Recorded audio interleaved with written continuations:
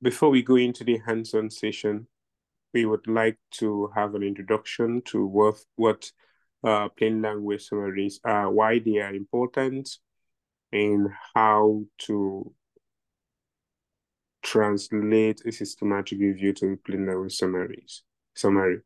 So this introductory session will be taken by Ana Beatriz Pizarro. Ana is already on call. Thank you now for joining us. So Ana Beatriz Pizarro is a nurse scientist from Colombia. Evidence synthesis, systematic review methods. She's an evidence synthesis, systematic review methods, and knowledge translation expert with a focus on health equity.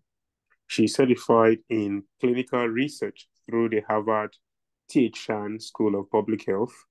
Currently, she's an active member of the editorial board of the Cochrane, and she's affiliated with the Columbia University Mailman School of Public Health in the city of New York. Thank you very much, Ana, for accepting this invite. The floor is now yours. Thank you. I'm really happy and glad to be here. I'm going to start sharing my slides, and please let me know if you can see them. Okay.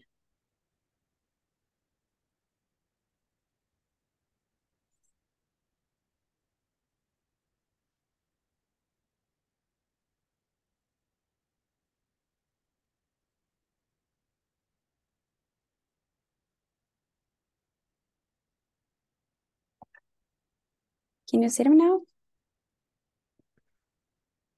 Yes, please, we can see your slide. Great. So I will start this part of the workshop just with like a quick theoretical part. I'm going to first talk about what is a plain language summary. The definition, it is a brief overview of research, findings or complex information, and it is written in clear and accessible language. And the purpose is to make information understandable to non-experts, including patients, the general public, and policymakers. The characteristics are that they are simple, clear language, and avoid jargon and technical terms. And then they are concise and to the point.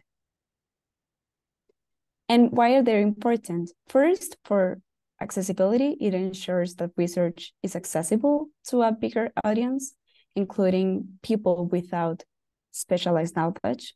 Also, it helps individuals to make informed decisions based on evidence, to give them empowerment. Transparency, because it promotes this transparency in research and by making findings more understandable and usable. And engagement, because it increases public engagement with research, enhancing the impact and relevance of the studies.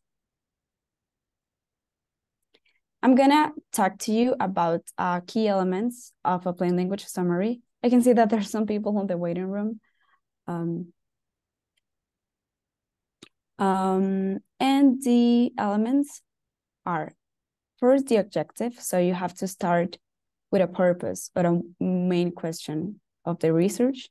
Then key findings, to summarize the main results or the conclusions, and relevance, to explain why the findings are important or what they mean for the audience. And some recommendations, it is not always applicable, but you can offer practical suggestions or implications of the findings. Now, let's go to how to create a plain language summary. I'm gonna give you some steps. The first one is to understand the audience and identify who the summary is for. It's different if it's for patients or the public or policymakers, and that's something that you gotta have super clear. Then the step 2 is to simplify the language, also taking into account the audience. You are going to use a language that is going to be simple for that population. And step 3, be concise. So you want to focus on the key points. You want to keep it brief and to the point. And that's why it is a summary. So you want to keep it short And step 4, to use visuals. It is not always mandatory, but I think it's a great idea to incorporate diagrams or bullet points or charts to promote that understanding. And then the next step is to review and revise. Do not do it alone. We suggest for you to get feedback from non-experts to ensure the clarity and readability of the summary. And some tips for writing in plain language is to use active voice. For example, do not say that it was found that better that the researcher did it. Break down complex ideas so you can explain concepts in a step-by-step way or manner. We also suggest to avoid acronyms, to spell out abbreviations or avoid them if possible, and also to use examples and analogies so you can help explain unfamiliar terms by relating them to the everyday concepts. And now, this was like general, and now we're gonna explain about the perspective from evidence set. First, how do we know that the summaries are useful? There was a study published in 2023 by Firas Khalid. He was the lead author, and I'm gonna paste the reference on the chat for you to see the whole article.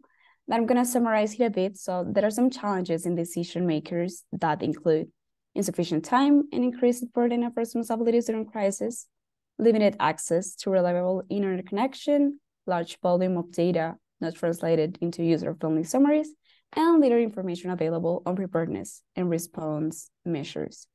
Also, if you're reading something on Cochrane Evidence Aid website, you will expect that it's something of a good quality and that you can trust the evidence presented. And how do we know these summaries are useful? Because of this study, it was found that the decision makers, they like to see title, target audience, presentation of key findings, and actionable checklist, or infographic format, also implementation considerations, assessment of the quality of evidence presented, citation and hyperlink to the full review, funding sources, language of full review, and other sources of information of the topic. This study was developed an evidence summary template with accompanying training material to inform real-time decision-making in crisis setting. And how does evidence set, how do we summarize systematic reviews? So first, we decide on what should be included in the summary, along with the client and others. Second, develop a writing guidance or a template that I'm gonna show you now. 3, obtain feedback from others.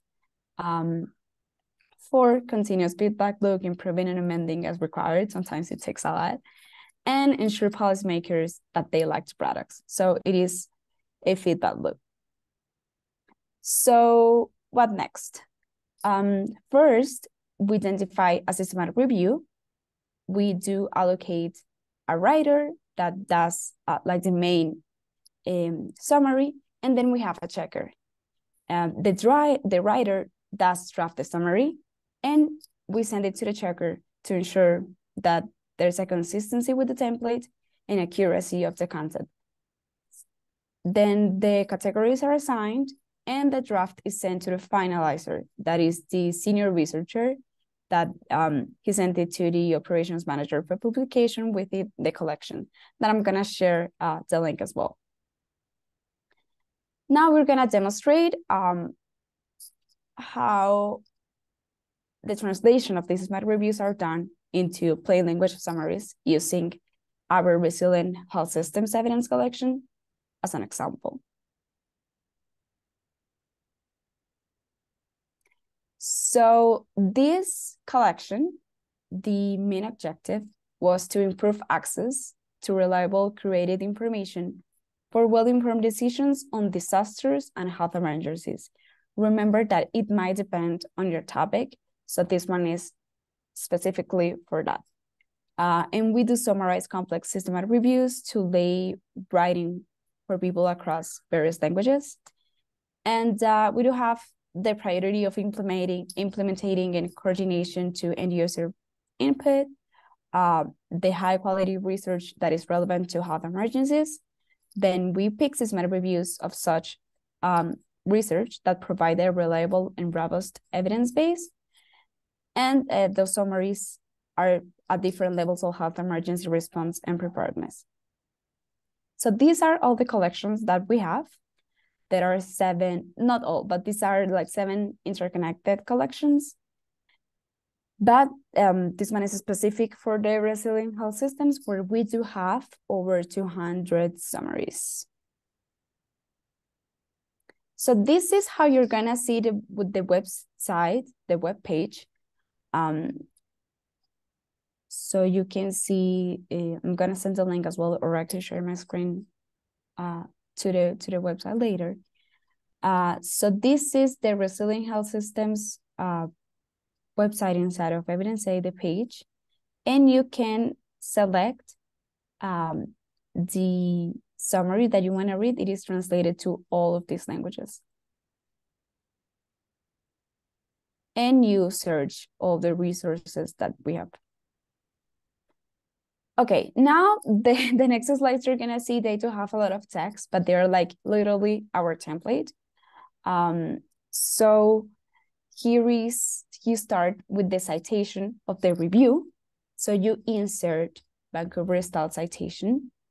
We're gonna show an example at the end so you can see it all complete. But here it is. We do use the Vancouver style citation. And also for Cochrane reviews, we do put the city number. Then the DOI, you just put it alone, not the URL. Then we paste the URL. And we also select if it is free to review or not. And the funding sources that we find in the review. Sometimes they're reported, sometimes they're not. So it will depend if they said yes or no, or if they are not reported at all. In here, we do also select the language that that review was written in. Sometimes they are not only in one language, most of them are. But you can see that some reviews, they do have the abstract available in multiple languages, especially the ones from the WHO bulletin, and also the reviews might be published in some other languages or translated, and they are a publication as well. So we do. Then we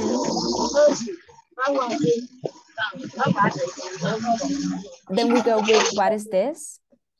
That it is a opening synthesis about that specific review.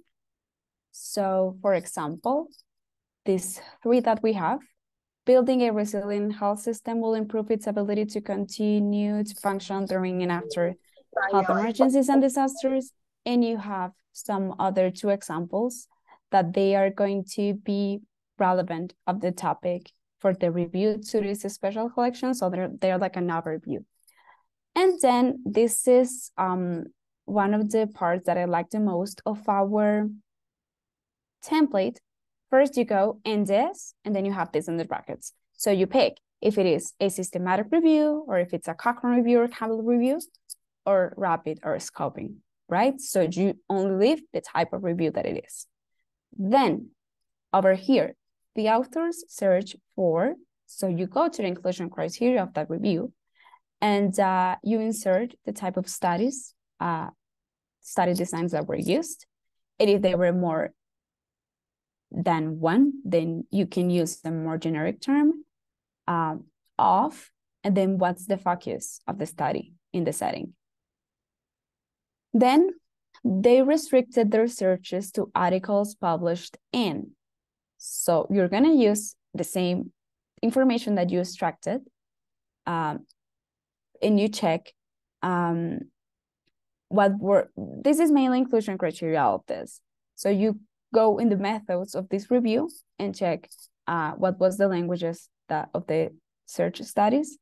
And you also insert any other restrictions. For example, date, or type of publication. Then you can also say that they didn't restrict their searches by anything. And they did the search on, that you can find that on the methods as well, is when was this search. It depends if it's a living review or a rapid review, but usually they do have like the exact date. Then you just like finish with the methods section, and then you go to the results, right? So here they included, so you find that on the results section of your review, and then how many studies they did include, the types, and the countries of these studies. And sometimes there are some reviews that they, especially Cochrane reviews, they do have some ongoing studies or awaiting for assessment, so you include them in here. But if it's not a Cochrane review, then you don't need to include any of that. And then we go with what works and what was found, that is part of the results as well. So we use works for reviews on the effects of interventions, and what was found for other reviews, mainly descriptive reviews, that they are like the most common type of reviews that we do summarize. And what doesn't work, we use it for these specific reviews that are on effect of interventions, because otherwise you wouldn't know that they don't work. Or we delete the section for other reviews where we use what was found. So the template's gonna change if it's a what works or what was found. And if it's not applicable, then we write nothing noted. We suggest to only include an intervention here if there's evidence of no effect or evidence of harm that outweighs benefits, rather than a lack of evidence for benefits of harms. That's something else. And then what is uncertain, we use this one for reviews of effects of interventions, or we delete it for other reviews where you have used what was found as well. And if the evidence of the review is insufficient to conclude that something is beneficial, we include it in here as well, rather than under what doesn't work.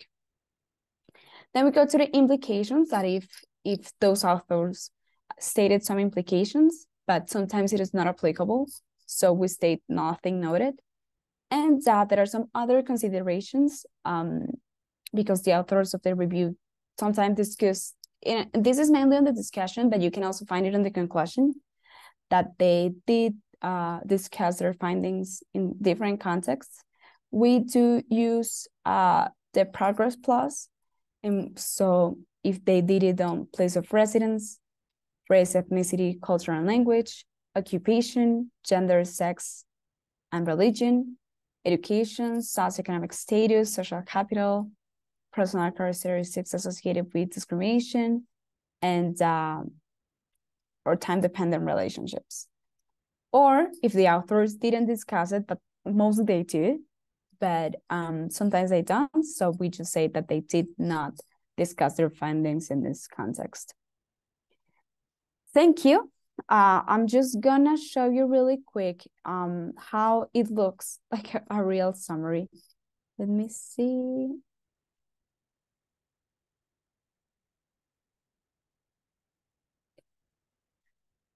Okay, I have it right here.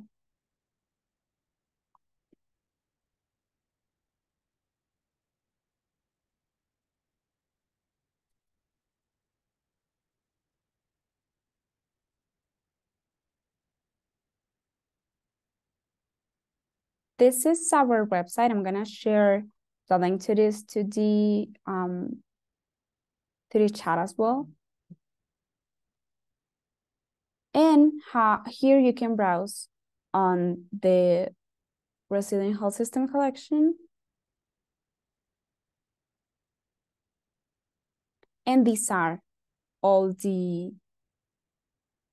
summaries that are already prepared, and you can see the date that they were added. There are some filters that you can also use. And this is what I showed you, that you can find them in different languages because they have been translated. But let's go like to the first one, for example. And this is what I just showed you, like a real one. So this is the title that we give to it. This is the citation. language, if it was peer to review, the funding sources, what is this? That is like the short summary of results, then what was found, the implications, and other considerations. You might see that there are some summaries that might be longer than other ones because of their complexity or the topic, but this is mainly it. And I'm gonna stop sharing now, and we'll see if there are some questions that pop up. Thank you.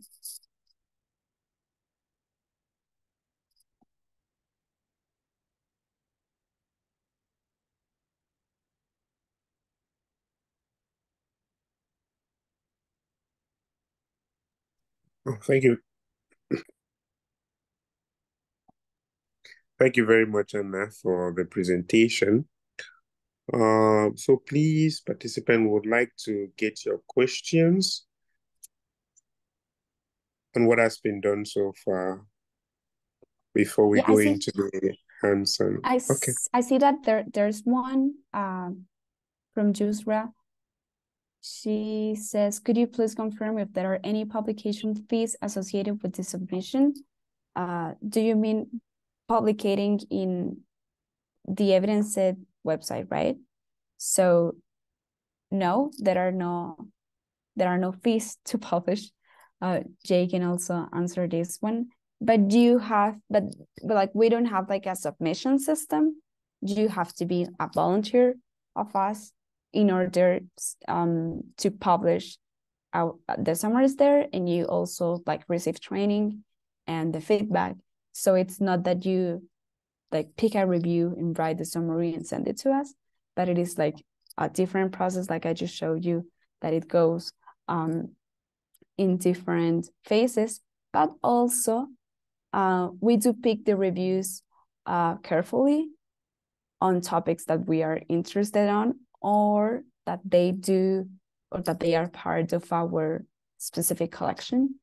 I don't know, you would like to add anything else, Jay, but it was mainly that. No, yeah, that's perfect. We do have, like Anna said, we have collections that are pretty specific. So we have like COVID and Ebola and Zika and a couple others. I think there's 11 of them. And we have had people send emails to us that are not part of the organization, letting us know that there's a really good review out there. They do have to be systematic reviews or meta-analysis. So as long as they fall within that criteria and that it's a good research, generally we will publish it. So it's just a matter of sending us an email, and then somebody from our team kind of reviews it and sees if we can publish it on our website. Yeah, just in a small cases, we do include rapid reviews or scoping reviews, but that also depends.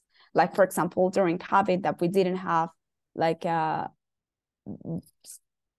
don't want to say like big quality reviews, but because of we needed like information very quickly, so we couldn't like wait until there were like systematic reviews published. Okay, thank you very much. And I would like to ask a question. One of the things that participants have asked us is if they could, translate or summarize their own reviews, and where would they potentially publish these reviews, their own personal reviews, for maybe a wider dissemination or communication of their work.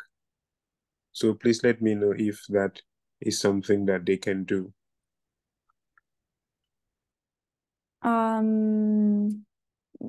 Would you like to answer that one, Jay? Sure. So currently we are not publishing reviews at Evidence Aid. We had a really huge backlog, so we're just getting through those right now. We're still publishing them on our website, but we're not taking any new ones in. But that being said, feel free to contact us. I will send the Evidence Aid email. We do have a spreadsheet where we keep all of our potential reviews that we plan to do in the future. So you can always send it to us and we can kind of review it at a glance, see if we can publish it on our website, and then get back to you. But as of right now, we are not publishing any new articles.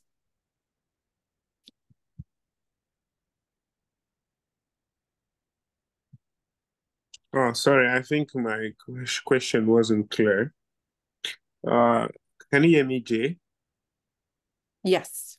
Yep. Okay, so the question we received from participant, this is from last session, last year when we did a similar event.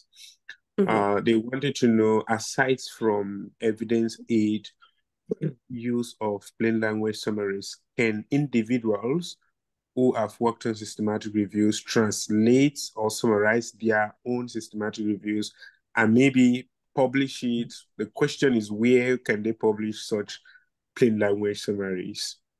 Okay. I would say at evidence aid, but because we're not publishing them, that would be out of the question for now. But Anna, do you know anywhere else that they might be able to publish plain language summaries of their own research? I don't know at the moment, but maybe we could look and like send you more information about this. That is a good question. Yeah, I know that there are like some blogs that also publish that, especially now for the what's the name, like Healthcare Board Evidence Healthcare Day. Maybe with JBI or Campbell, but we will have to check first. Okay, thank you very much for the response. Thank you for your question. We have a question here. Okay, I think you've answered it. From Grace. Grace said, could these be applied to landscape reviews? Yeah, of course, like any summary, like you can summarize any type of review. Specifically in evidence that we don't use landscape reviews, but this information that we just provided, it applies to any type of review that you would like to summarize. Okay, so Anna, there is another question here. Can plain language summaries be published, or I believe will be written for already published reviews? I think the person is okay. Yeah, we do publish, like we do write plain language summaries for published reviews only. We don't use real literature or anything else.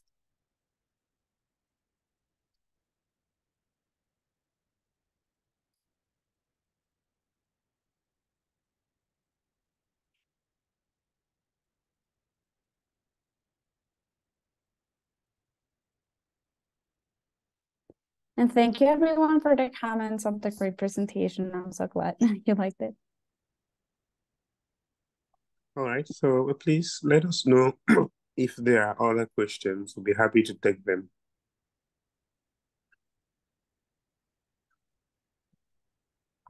Following Jacqueline's question, they are not always open access, and that's why we do have that section in our template to see if they are free to review or not.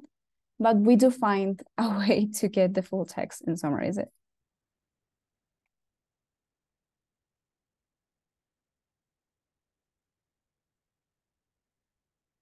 I see there's another one from Moses. It says, as beginning researcher, at what stage of my research journey should I be contemplating writing a plain language summary?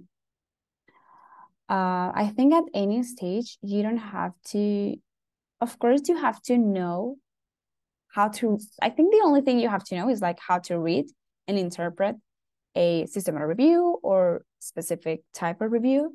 But when I started with Evidence Ed, it was about 4 or 5 years ago, and I didn't have much work experience, but I had written systematic reviews. So it was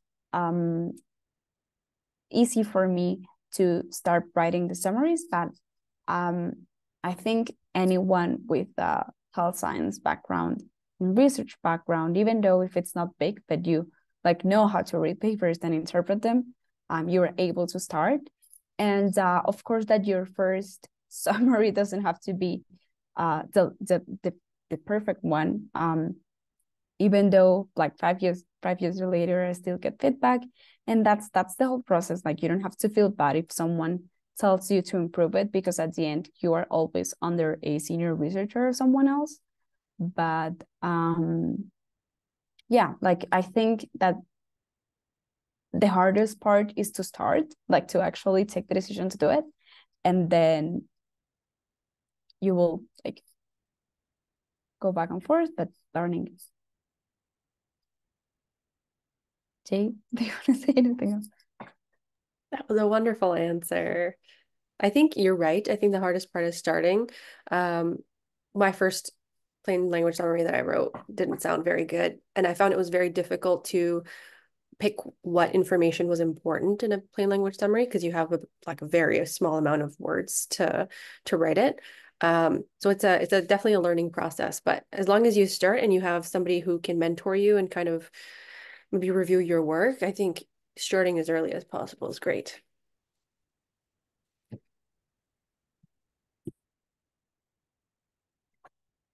Jusra has another question. It says, should we submit a PLS in the selected language or should we submit it in English for translation?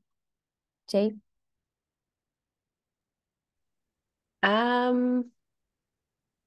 So at Evidence Aid, we only do it, the initial article, if it's written in English, we do the plain language summary in English, and then we translate it through Translators Without Borders, which is a non-for-profit that translates all sorts of work, but they are very kind to help us. They've been working with us for a very long time.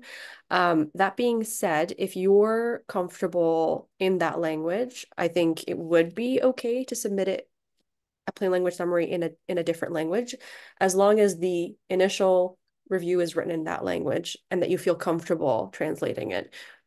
Because there's also nuances in the way that languages are spoken versus how research is written. So you just have to kind of be careful with that. As long as if you're comfortable writing in that language, I think it should be okay in English or whatever language it was written in.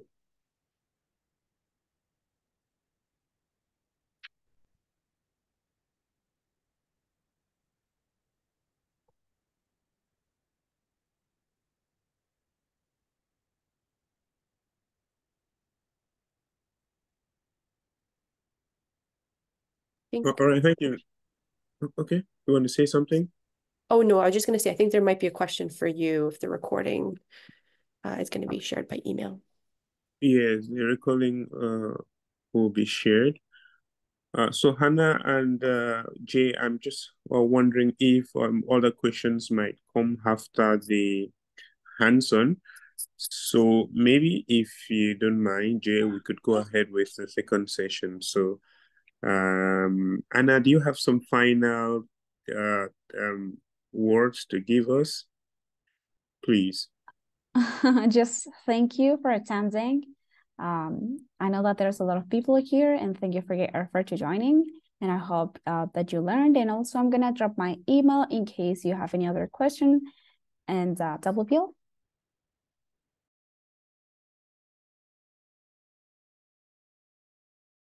Oh, thank you very much, Hannah. So,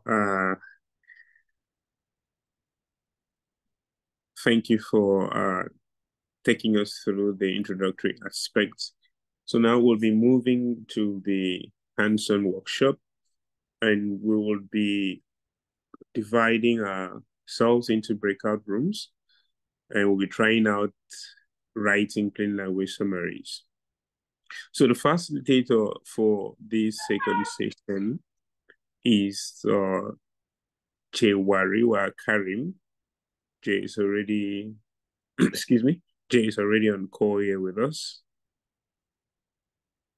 So Jay has a master's in global health from McMaster University, having specialized in health management. She's interested in globalization, social policy, and health politics. She has research experience regarding various topics of health, including stroke rehabilitation, mental health, and COVID vaccine hesitancy. Currently, Jay is supporting Evidence Aid with business development and managing the summary writing and publishing process, and works in a local urgent care center as a medical assistant. So Jay, we're really happy to have you join us, and we're really looking forward to engaging this session with you. Thank you, Fortune. Thank you, everybody, for joining us today. I'm so happy with the turnout. Thank you, Anna, for kind of setting the foundation for what we're going to do next.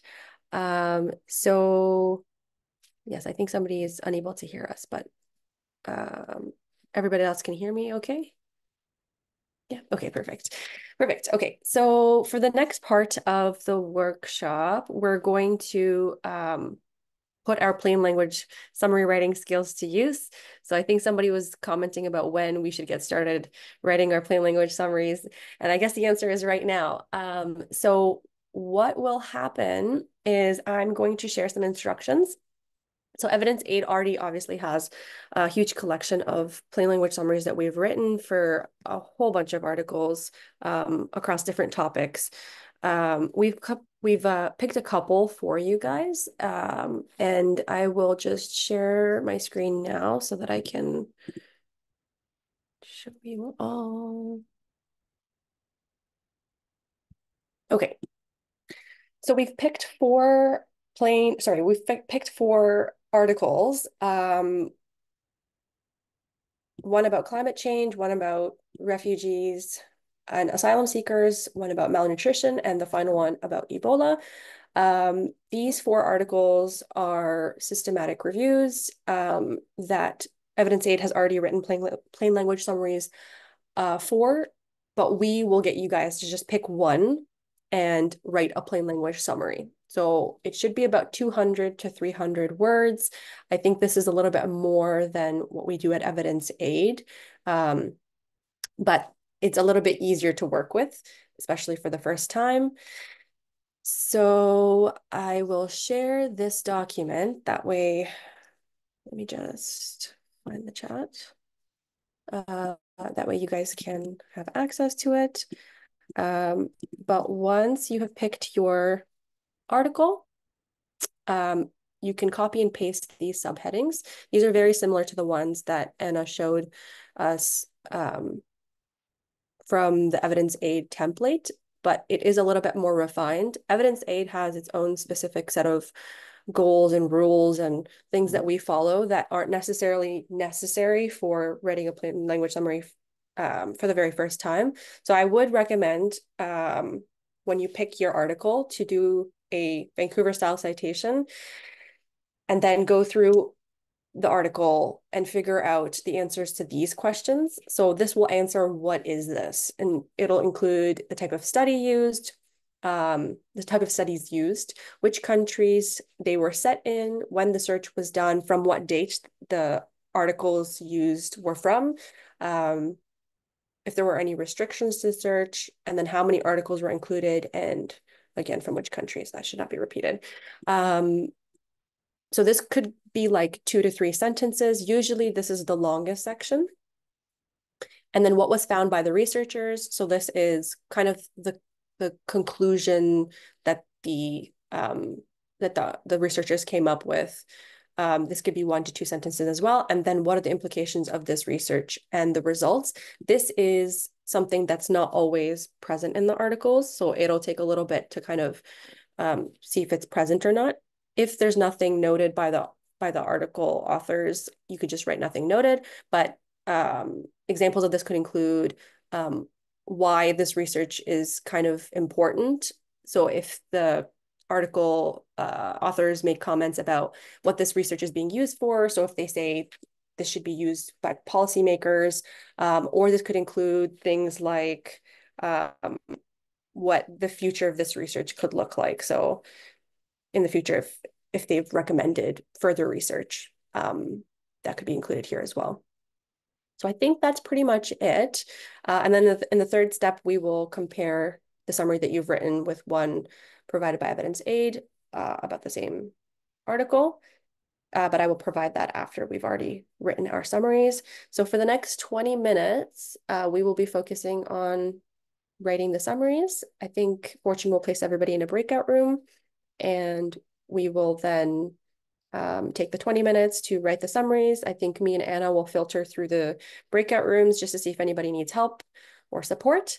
And then we will take 20 minutes also in the breakout rooms to kind of go through the articles and see what evidence aid has written versus what you have written and where things could be changed. And then we'll come back here, I think, for the ending 5 minutes or so. Yeah, Fortune, I thank you think. very much, Anna. So No Hannah, worries. Anna, can you hear me? Okay, somebody is saying she can't hear you.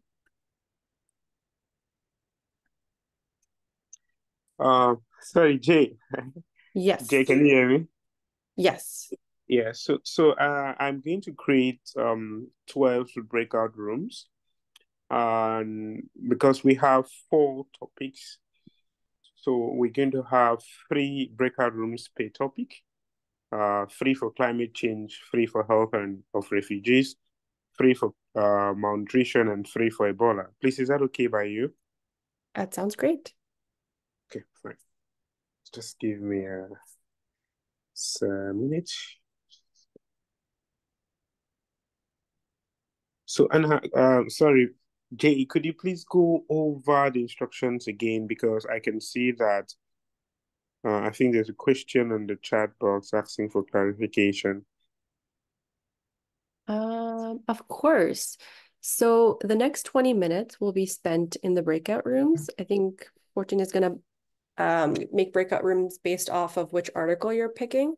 So there's 4 topics of the articles: climate change, refugees, malnutrition, and Ebola. I've sent the instructions in the chat. If you just look for my name, I've sent it as a document. So actually, you know what might even be easier is if I just copy and paste the instructions into the chat. That way, whoever can't open it is able to. So that's part 1, is just picking which article you're interested in. And then part 2 is writing the actual plain language summary. So you'll have 200 to 300 words. And then you just have to look through the article and pick out the information that you think would be appropriate for a plain language summary. In order to help facilitate this, I've provided subheadings. So you can just copy and paste the subheadings and it'll kind of help guide you to write your plain language summary. And then the final part of this will be to have Anna and I go into the rooms and we'll do a little bit of a comparison between the summary that's written by you versus the one that was written by evidence aid. So I hope that clarified.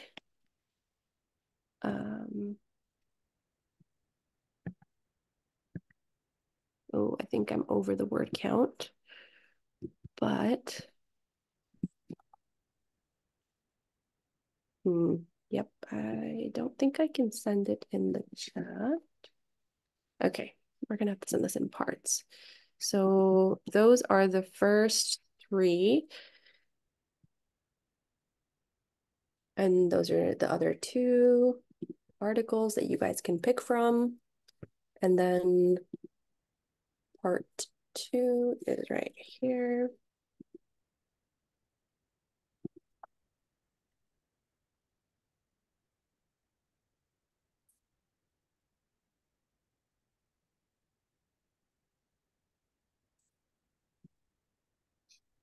Jay, please, the breakout Yes, rooms are ready. So whenever you want us to start, you can let me know. perfect. Okay. Oh, I think Anna. Yes, Vishal, of course, you can go to the breakout room for refugee and asylum seekers. So I think, let me just see. Fortune, are participants able to go into the breakout rooms themselves, or do you have to place them in the breakout rooms? Yeah, we're setting it for them to choose the breakout rooms to go into. Okay, perfect. I'm just trying to find it myself. So if you already know which breakout rooms you want to go to and you can see the breakout rooms at the bottom of the screen, just feel free to go into that room. But I, as of right now, cannot see it. I don't know, Anna, can you see the breakout rooms? Oh, you know what? I see it now. It says join breakout rooms. Oh, sorry, I want to ask the rooms. Do you see I don't know what it the is. name?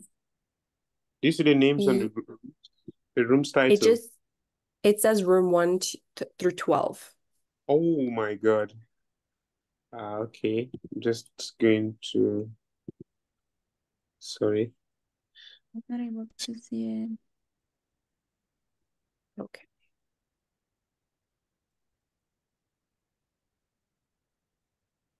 Sorry. Sorry, I have to close it and start all over. I'm sorry about that. No worries. I think it'll give people a chance to just look through the articles and see which one they like. You can feel free to start as well. Going through the stuff. Yeah, I see that there are over 40 people on this link that you shared, so that's great.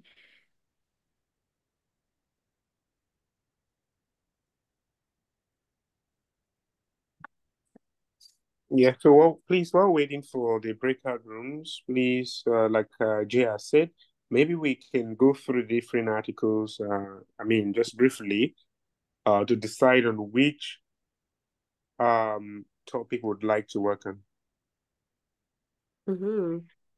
Jacqueline's asked, do we choose randomly? You can choose whichever one you feel interested in. So the climate change one is called Water-Related Impacts of Climate Change on Agriculture and subsequently on Public Health. This one is particular to Pakistan. There's one about refugee and asylum seekers. So it's a meta review of school-based disaster interventions for schools and for children and adolescent survivors. The one about malnutrition is called a systematic review and meta-analysis assessing the impact of droughts, flooding, and climate variability on malnutrition. And finally, the one about Ebola is called Assessing the Concepts and Designs of 58 Mobile Apps for the Management of the 2014-2015 West African Ebola Outbreak. And this is a systematic review as well. So feel free to look through those. The links are, there's hyperlinks in that Word document. If you click on the article title, it'll take you directly to the original article. You can just review it a little bit, see if you like that. Oh, it looks like the breakout rooms might be ready. Perfect. Thank you, Fortune. It looks good now. I can see the titles.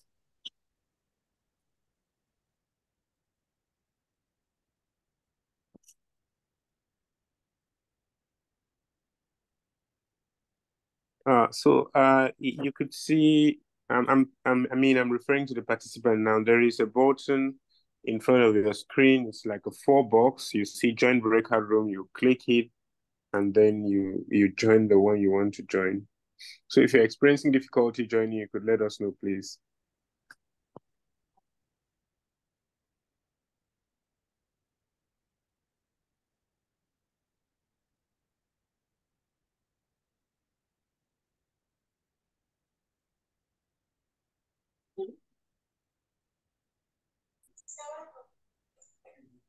No be husband, na parents, their parents don't die. Neminapo.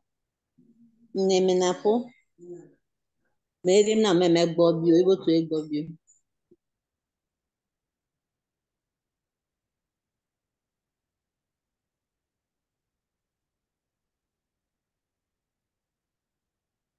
Ladies, always make sure that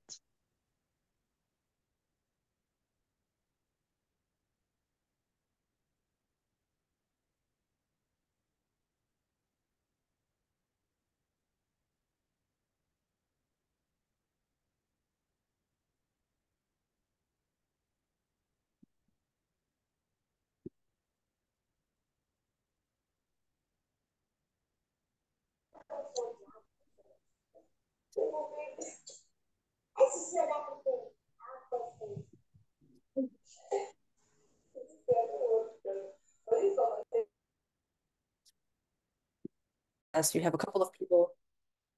We have a couple of people that kind of go back and forth and decide on if it's appropriate to just include Pakistan after they've read the entirety of the information, the article. So I think it was decided to just say the climate change impacts in Pakistan, and then they searched in June 2016 for any type of. Oh, hi Jay. Could yes. you please increase the zoom your screen? Someone like is complaining. This? Is that better? To me, it's fine. I don't know what this. Yeah, perfect. Perfect. Perfect Okay, now. sounds good. Thank you. Thank you for letting me know. That's really helpful. Okay, so where were we? So they've included when the search was done and the type of articles published from 1980 and onwards. So from what date they started looking at the articles. It's important, obviously, because the articles published in 1980 and onwards are very different than the ones if you were just to pick the ones from the last 10 years, for example. So that's the importance of the what is this section. It kind of gives an idea to the reader about what they're about to read and what kind of limitations were put in place, and if this was a good enough research article for them to use for whatever they're using for policy making, for a project, for whatever goals they might have. Then the what was found section. It says floods contaminate groundwater, erode soil, and increase waterborne and other infections. Approaches to mitigate water-related impacts on health in countries comparable to Pakistan involve national bodies and key stakeholders. They include lifestyle changes to reduce water scarcity. So this section comes from the discussions. Obviously, there's a lot to go through. Yeah, this is the right article. So what I like to do when I'm writing plain language summaries, which not everybody follows because everybody's different. But if you go to the discussion section, it's up here. This is technically where the discussion section starts. They've included subheadings, and it kind of gives you a guide to see what kind of overhead topics they've picked as important in order to talk about. So I actually would have written this what was found section, keeping in mind these subheadings. And I think that is the way to go, because it makes sure that you're not missing anything. So some sections are a lot smaller than others. This one's quite large. This one's a little bit shorter. So the way that you write it in your plain language summary might reflect that. It looks like they have included most, if not all, of the subheadings, but the way they've written it is a little bit different than the subheadings that were listed over here. And then finally, I think we have this final section is called implication. The author of the review suggested the great awareness of the link between agriculture, public health, and economy is needed by both the scientific community and general public. Furthermore, there was a need for adaptation and mitigation efforts, conservation, and risk management in response to climate change. The author of the review stated that laws and policy measures should be improved. So if you notice, everything that's written here is directly from the article. Implications, the implication section can make you want to kind of put your own opinion into things, why this research was important. That's basically what it's answering. But you can't do that because it's a plain language summary. You're summarizing somebody else's work, not giving your own opinion. So in this section sometimes is not commented on by authors of articles, although it should be technically, and it's usually found in the recommendations for further work section and the conclusion. So they'll usually comment on things like what the importance of this research is, and what further research could be done. So this was the very first one that we did. I think maybe we can wait for questions until the very end, just because we don't have a lot of time. So that was the first one. The second one we have is called a meta review of school-based disaster interventions for child and adolescent survivors. This one is for refugee of health and asylum seekers. So it's the exact same thing. You've got this section. This one is not free to view. So this is the importance of doing plain language summaries, because in this case, somebody who didn't have access to the review would probably not be able to get as much out of the paper because they only have the abstract. So hopefully somebody did have the review. I actually didn't realize that this one was not free to view. But what is this section? Same thing. So in the systematic review, the author searched for peer-reviewed literature about intervention programs for children and adolescents exposed to disasters caused by man or by natural disasters. They restricted their search to articles published in English between 2000 and 2015. The authors included 11 articles from 10 countries. So this is a little bit different than the last one. It has a little bit of a different spin on it. There's a little bit more information, I think, that's included. You'll notice that they didn't include when the search was done, only when the articles they included were published. If you can't find that information, you don't have to include it. So let me just see if there's anything else on here. Yeah, so the what work section, they found psychoeducation and cognitive behavioral therapy were used more frequently after disasters caused by natural hazards. Often these interventions were delivered by teachers, school-based post-disaster mental health and psychosocial support efforts reduced post-traumatic stress symptoms. So if we go to the article, this is not the right one.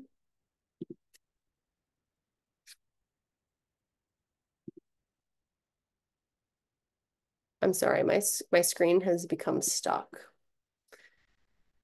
Oh, there we go.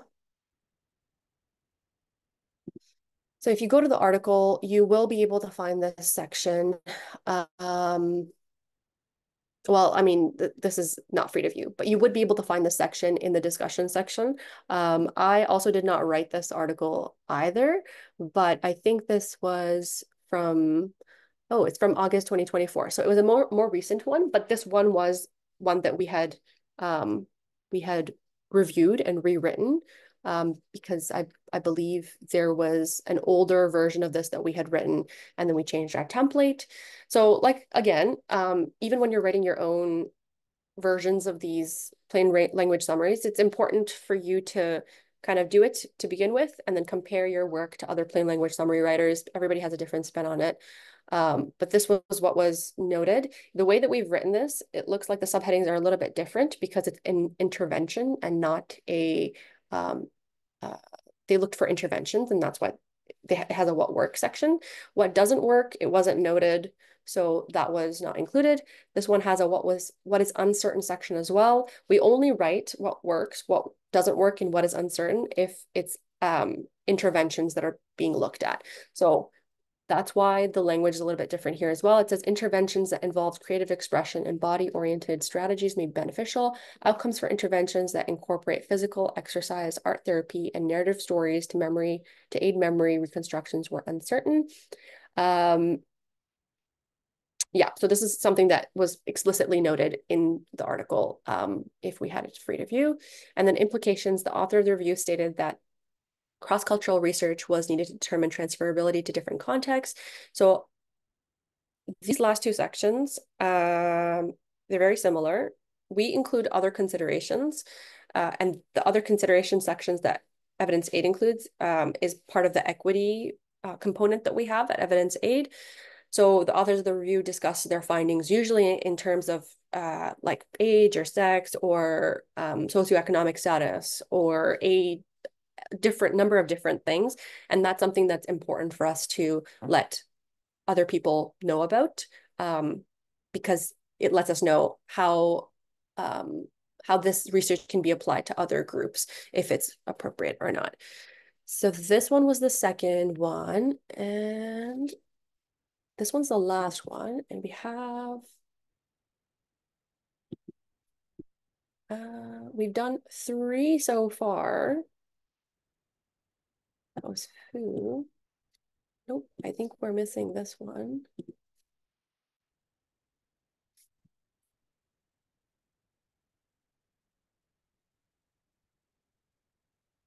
So we can do mHealth next, actually, while that one loads. Accessing the concepts and design of 58 mobile apps for the management of West African Ebola outbreak in 2014 and 2015. We actually talked with the author of this article. He's the one who provided it to us because he wanted to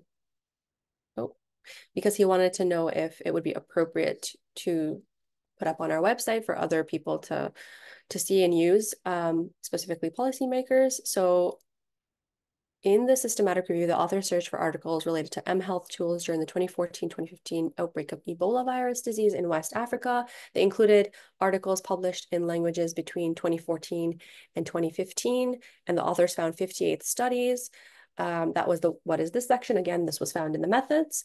What was found, this was, I think, a little bit easier to translate. I remember a colleague of mine translated this one, and we talked about it. So community care, since Ebola follow-up and surveillance, outbreak response management and analysis were the only 3 applications capable of surveillance, contact tracing, case management, and data analysis. So they've explicitly stated this in their discussion section and in their conclusion. So it's very easy for somebody to pick this out and to put in the what was found section. This is easier than the other articles where you kind of have to delve a little bit deeper and see if there's any themes that they've outlined that are more relevant. Whereas this is the names of 3 applications that were effective. And then in the implications, the authors state that ComCare, SENS, Ebola follow-up, and SORMAS could guide further development of mHealth tools for the infectious disease surveillance and outbreak management. So this was stated by the authors explicitly in the conclusion section. I remember when I was in one of the rooms, somebody asked if the implications have to use the word implications, and that's not necessarily the case. Sometimes the authors will kind of make their own little section in the conclusion section saying that this is why this is important. This is why this research was important. This is the implication of this research without using the word implication. And this is what could be further done. And that's pretty much the kind of language that they use. So you can keep an eye out for that. And then again, the other consideration section in this one, they did not make any commentary or use their findings to discuss anything in the context of health equity. So people can tell, can this information be transferred to other groups, other socioeconomic groups, or otherwise. And I think this is the last one. So this is about climate change. And it's called the Systematic Review and Meta-Analysis Assessing the Impact of Drought, Flooding, and Climate Variability on Malnutrition. Yes. So I think this would probably be the most ideal kind of very evidence aid review. And you'll understand why I'm saying this. So this information we've already gone through. The what is this section in this systematic review and meta-analysis, which is kind of what we do at Evidence Aid. That's our focus. The authors search for studies that examine the relationship between proxy factors for climate change, drought, flooding, and climate variability and malnutrition. I would also like to note this very beginning sentence is probably the most important part of the plain language summary. If you get this wrong, then people automatically have they have no idea what you're talking about. They have an idea of what you've said, and if you get it wrong, then they're going to read the rest of what you've written based off of information that was wrong. So it's important to very explicitly outline what kind of review this was. And then on top of it, usually in an article in the very beginning, either at the end of the introduction usually at the end of the introduction, they will say that for all of these listed reasons, for this background, this is the reason that we're doing this article. And they'll mention what the whole article is about. So you have to make sure you get that right. And then in this article, they restricted their searches to studies published in English. So see, this is important because they did not include any other articles published in any other language, and they've explicitly said that. So if they don't say that, you don't need to include that. During or after 2000, and those that relied on clinical metrics such as stunting, wasting, and undernutrition. They included 22 studies from India, Ethiopia, Kenya, Bangladesh, Lesotho, Mali, Mexico, Mozambique, Pakistan, and 4 studies that reported results from multiple countries in sub-Saharan Africa. So one of the other articles, they did include, I think they said the article included studies from 10 countries, but they never actually listed the countries. In this case, this article is very comprehensive. They've listed where they've gotten their information from. This makes me think, okay, this is a really good article because they're very explicit about where they got their information from, when they did their, like what timeline they're using the articles from. In the what was found section, the authors found a strong positive relationship between drought, flooding, and climate variability, and at least one clinical metric of malnutrition. This is included in the discussion section, probably. This is a little bit on the shorter side, but again, because we're human beings writing this is what the article writer thought was appropriate to write. In the implication section, to reduce the adverse influence of droughts, flooding, and climate variability on malnutrition and population health, the authors recommended adaptation strategies such as sustainable agriculture and education for women and girls. So you guys will see a trend now. The implication section is, I think, maybe one of the harder parts to write because again, it's not so clear. They usually don't use the word implications, but the trend is that it's usually about some sort of recommendation the author has made about future work that needs to be done, and usually about the importance of the work that they're doing. So that's pretty much it. And then in this article, they have included discussing their findings in the context of residence, gender, education, age, and socioeconomic status. So again, this is like a really good article because they've kind of done that. They've included that context component of it. I would recommend to everybody actually read this article. It's a very good one. And all of these, that's pretty much it. Those are the 4 that we looked at. Everybody picked one. That is the end of my description of all of these. I hope it was helpful. These are all posted on our Evidence Aid website. So if you just go to the Evidence Aid website and search up the first name of the author, it should show up. Sometimes many of these articles have been written by the same author, so just keep that in mind.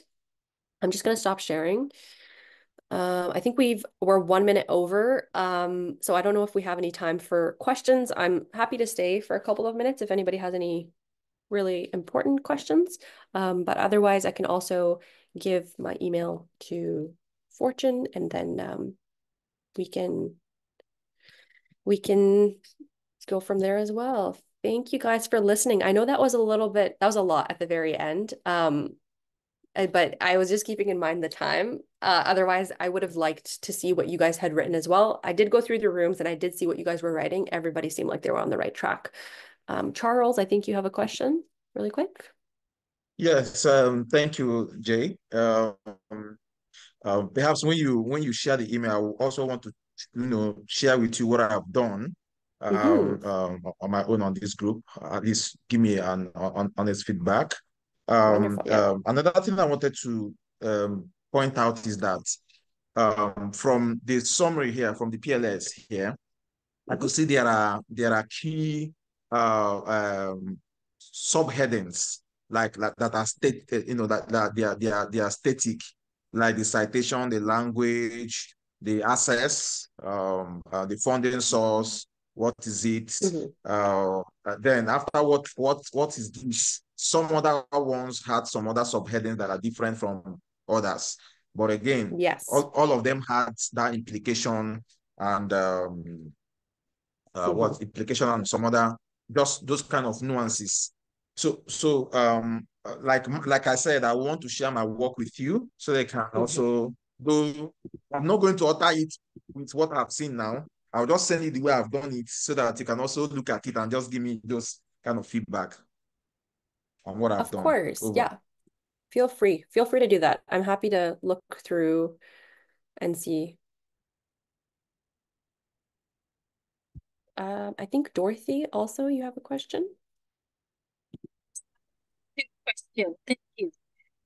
This is new to me, but I'm glad I did it. But while I was doing this, and then based on when you were speaking just a few minutes ago, how ethical will it be for someone that didn't get access to, let's say, an article that is paywalled, but reads a PLS and then uses that as a basis to cite a particular article? I'm trying to juxtapose those 2 things because, you know, when you are going to cite an article, it is assumed that you have read the complete article. And we know that when you're writing these plain language summaries, from what I have seen today, because until you mentioned that implication should not be what you think about that article, but what the original authors had posited as the implication from their study.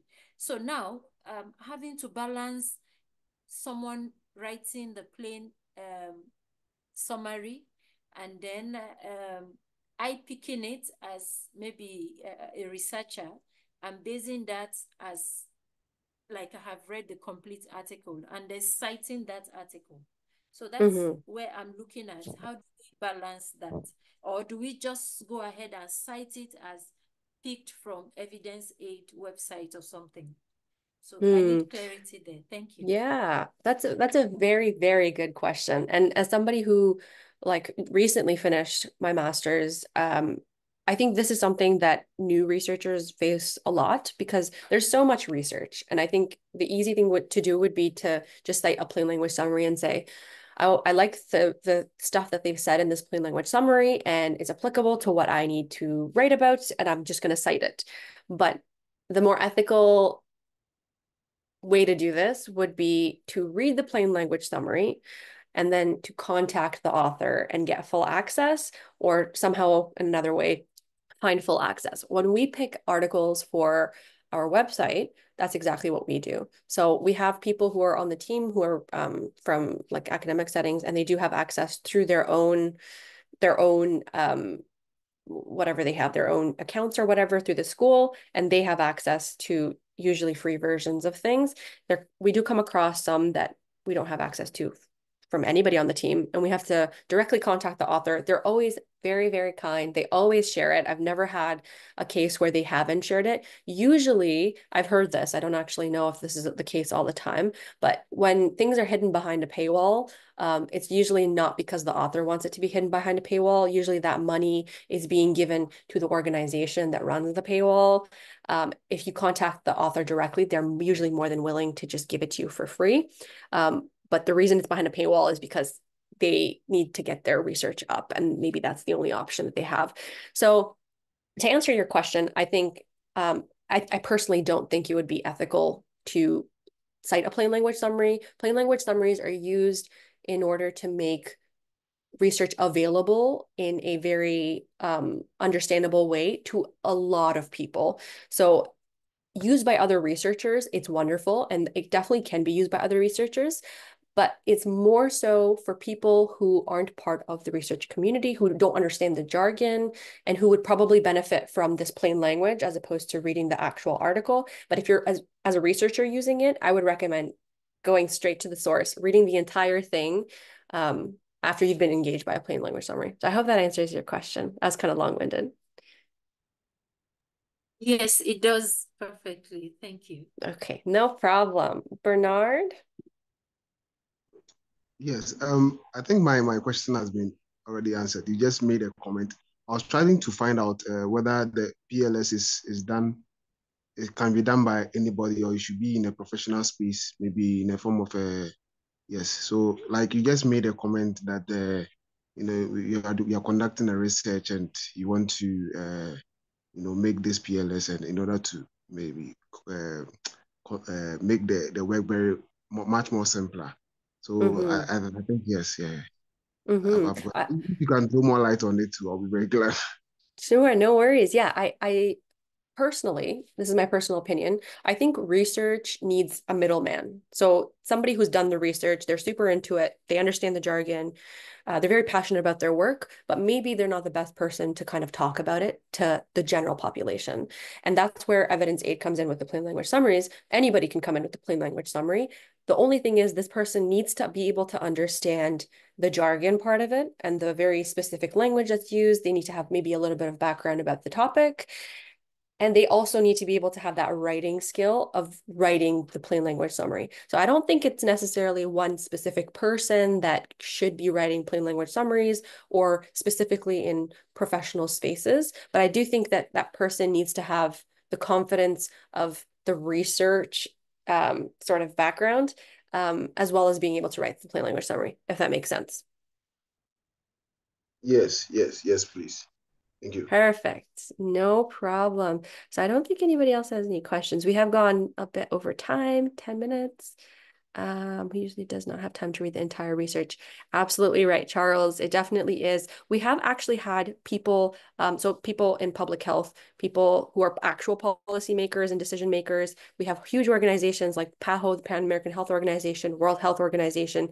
They also use it. And I think at times they might even cite the work in order to get certain ideas across to the general public. So that's actually been really interesting. We did a huge collection with the Pan American Health Organization on resilient health systems, and it was used in order to make policies. But the dual function that it also has is anybody who wants to read about it, because COVID affected everybody across the globe, they're able to do that. In fact, I've read through some of the work and I'm like, okay, that's very interesting. There's some interventions that were really interesting to me that were part of that collection. So yes, thank you for the comment, Charles. Any other lingering thoughts or comments? I will send Fortune my email address so you guys can feel free to send your questions or comments over. But if not, I'll hand it back to Fortune. Thank you so much, Fortune, for staying on for the lingering questions. Thank you very much, Jay. First, please, participant, we have a link for your feedback. So please, could you spare a minute or two and share with us your feedback? We want to know what you think about the workshop.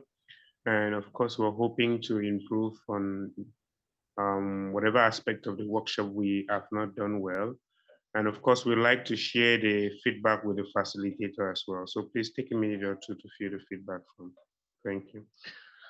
Okay, so Jay will be sharing the email with me later.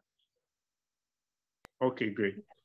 So what we can say now is you could share, excuse me, you could share the work to our ACSRM email.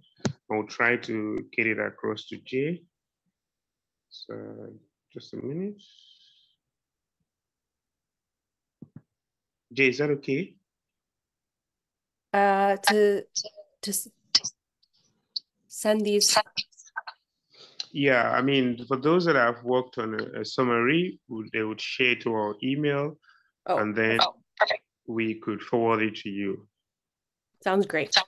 Okay, fantastic. So thank you very much, everybody. We hope that you enjoyed the good time with Jay and Anna. Thank you very much, Jay, for honoring this invitation and for taking us through and for staying through the workshop. We really appreciate your efforts. No problem. Thank you very much, ACSRM team, for the work in the background and everything you've been doing to support. Thank you very much, participant. We look forward to having you next time. Can we please request that you put on your camera so we can take a group photo? Okay, so while we're doing that, please feel free to follow us on all our social media handles. We've been sharing the link on our chat. We also have a WhatsApp community. We have a Google Group community. So these communities are there to support you at any stage in the systematic review process. We have mentors. We have other collaborators who will be happy to work with you. Hello. Hello. Yeah, hello. Please, just a quick one. I want to find out whether I'll be giving certificates of participation. Unfortunately, there will be no certificate of participation for this workshop. Thank you. So please, could we please put on our camera? Thank you. Thank you very much. Taking the screenshot now. Yeah, I'm taking it. Thank you.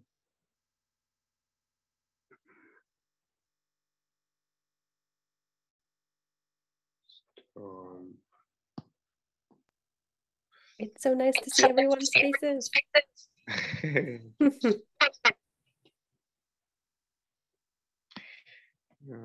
Just waiting for.